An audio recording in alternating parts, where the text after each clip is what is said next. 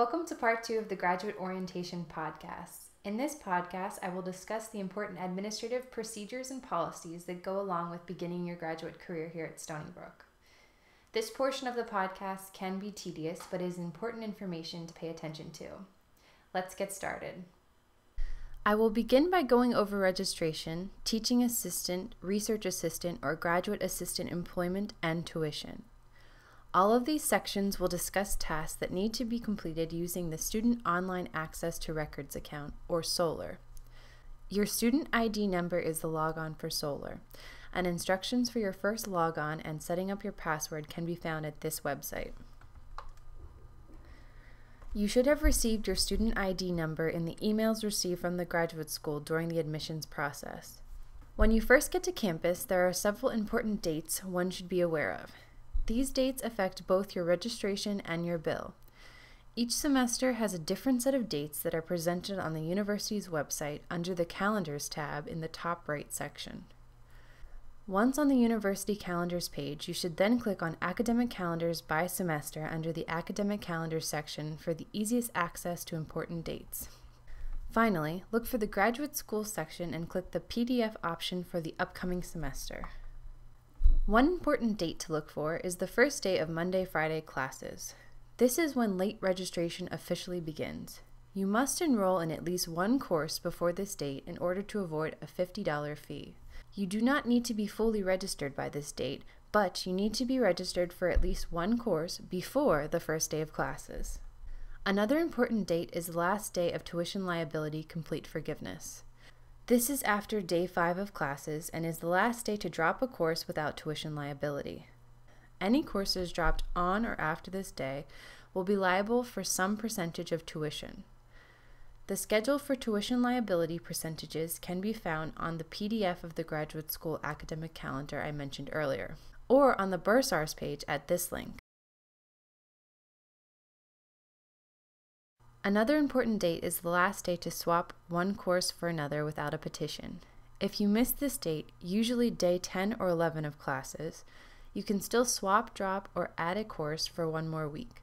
However, in order to change a course after this point, you must petition the graduate school. Petition swaps cannot be processed online. Courses can be swapped, added, or dropped via petitions for one extra week. Additionally, the last day of swaps week, usually the Monday of the 4th week of school, is Snapshot Day, or day 15 of classes. On this day, registration is frozen. If you are receiving financial aid or a tuition scholarship, or for some reason need to maintain full-time student status, you must be completely registered for a full-time graduate course load by Snapshot Day. Eligibility for financial aid, TA support, tuition scholarships, etc. are finalized by day 15. So how many credits equals full-time? At Stony Brook, all graduate students are assigned a G level based on how far along in their career they are and whether they are a master's or doctoral student. This G level determines how many credits of graduate courses you need to register for in order to be considered full-time. All entering students with less than 24 grad level credits should register for 12 credits to be considered full-time. A grad level course is one that is listed in the course listings with a number of 500 or greater. If you're a master's student, this is the G1 level, and if you're a PhD student, this is the G3 level. Once you have 24 graduate credits, you move up to the next level. For master's students, that is G2, and you will need to register for 9 credits to be considered full-time. For PhD students, this is G4. And you will also need to register for 9 credits to be considered full-time.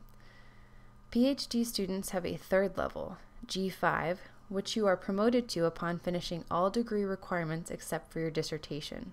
This is also known as an ABD or Advanced to Candidacy. Full-time G5 students also must register for 9 credits. When first logging on to SOLR, you may notice that you have a hold on your account.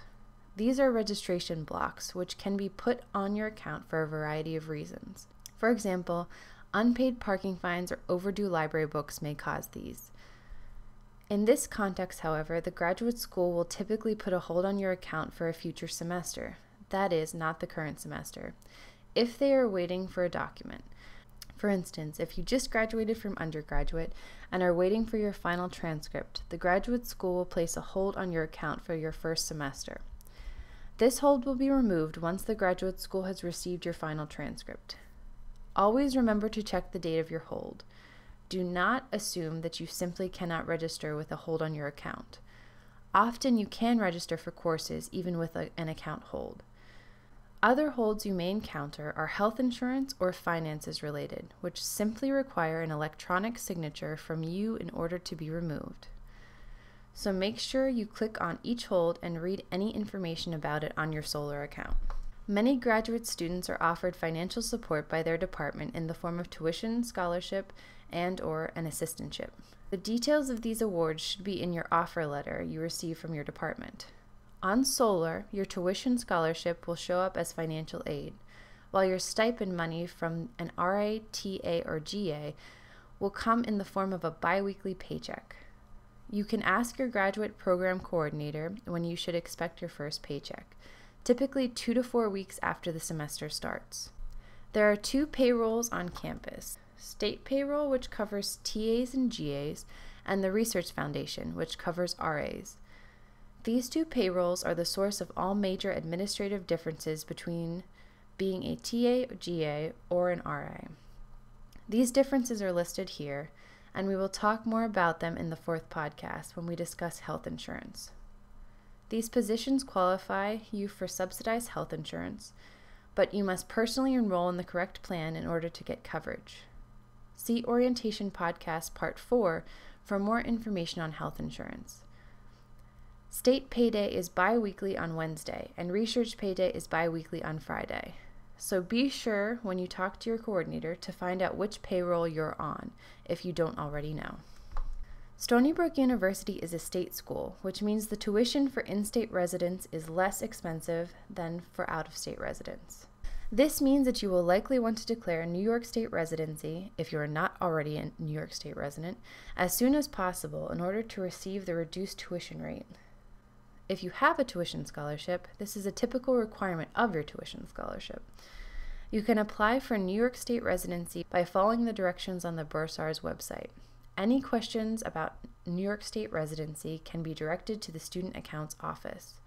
Unfortunately, international students cannot apply for residency. Only U.S. citizens and permanent residents who are moving to New York from another state in the United States.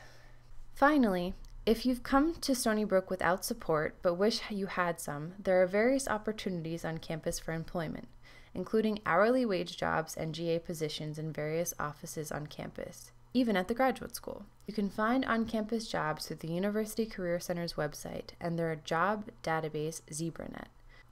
Being employed on campus creates an extra skill set that you can take with you beyond what you've learned from your degree program.